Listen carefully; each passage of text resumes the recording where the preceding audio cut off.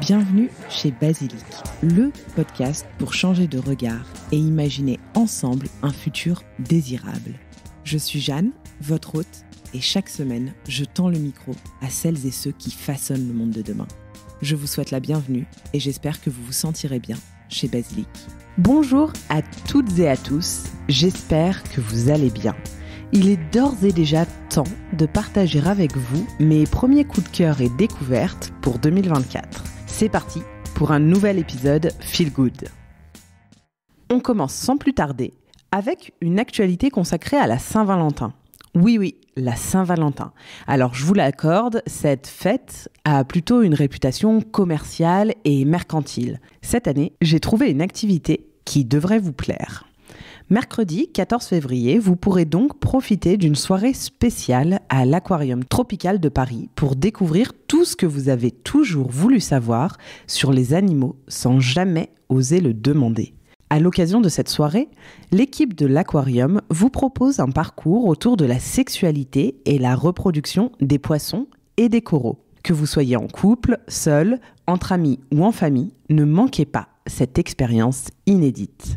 Figurez-vous que les humains n'ont pas le monopole de la drague et les animaux s'y connaissent quand même bien en parade amoureuse. Et à ce jeu-là, les animaux marins ne sont pas les derniers.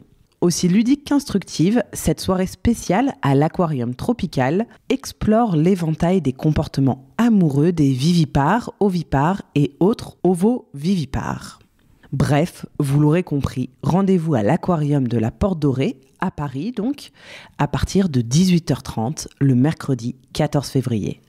Sachez qu'une coupe de champagne ou une boisson sans alcool vous sera servie pour célébrer la fête de l'amour. Si j'habitais à Paris, je m'y serais rendue sans aucune hésitation. Direction Nantes maintenant, où l'école de design expose les créations et les propositions de jeunes designers qui réfléchissent à des évolutions possibles pour notre quotidien. Ce que j'aime avec cette exposition, c'est que l'équipe pédagogique veille à ce que les contraintes écologiques d'aujourd'hui et demain soient respectées et prises en compte par les étudiants. Ainsi, en vous rendant à cette exposition, vous pourrez découvrir différents projets, tels qu'un jeu thérapeutique qui initie l'enfant à une meilleure compréhension et affirmation de ses émotions, un site internet collaboratif pour bâtir un lexique critique d'écologie au service des professionnels et des particuliers, mais également comment donner une seconde vie aux équipements et matériels nautiques. Un joyeux pêle-mêle qui devrait vous plaire. L'exposition se tiendra jusqu'à fin mars à Nantes et toutes les informations figureront comme d'habitude dans la barre de description de cet épisode. Côté exposition, je tenais également à vous présenter le Tour de France mené par les Messagers du Climat. Et oui, cette année encore, la Tournée du Climat et de la Biodiversité poursuit son circuit dans 9 villes-étapes. Vous connaissez peut-être ces expositions portées par l'association Météo et Climat, parrainée par Jean Jouzel. La Tournée du Climat et de la Biodiversité est une exposition itinérante conçue par des chercheurs issus des différentes disciplines du climat et de la biodiversité. Cette exposition fait escale dans différentes villes françaises avec pour ambition de faire comprendre les raisons du changement climatique en cours et de l'érosion de la biodiversité, réfléchir ensemble sur nos choix de société futurs, donner les clés pour comprendre, décider et agir. Un collectif de scientifiques, surnommé donc les Messagers du Climat et de la Biodiversité, assurera la médiation auprès du public et des scolaires. Rendez-vous dans la barre de description de l'épisode pour découvrir l'ensemble des villes-étapes de 2024. Il y a quelques jours, j'ai proposé à mon amie Chloé d'assister à un atelier Déclic à la maison du Zéro Déchet à Paris. Ne pouvant pas m'y rendre, je lui ai confié la mission de me partager son expérience afin de vous la retranscrire au mieux. L'atelier Déclic a été créé par Alice Isaac et Benjamin Demoliens.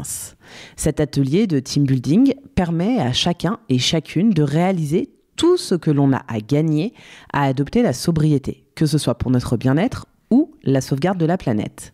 Pour cela, l'atelier est divisé en 3 parties. La première partie est consacrée à la compréhension du sujet.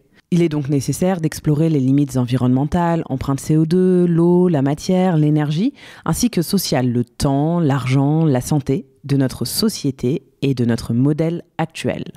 La deuxième partie est davantage concentrée sur les solutions, en partant des bénéfices directs. Par exemple, une meilleure santé, plus de temps libre, plus de convivialité, que la sobriété peut nous apporter.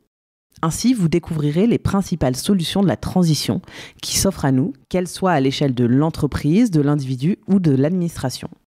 Et enfin, la toute dernière partie de l'atelier est dédiée à la compréhension et la découverte des solutions, avec un temps pour l'appropriation.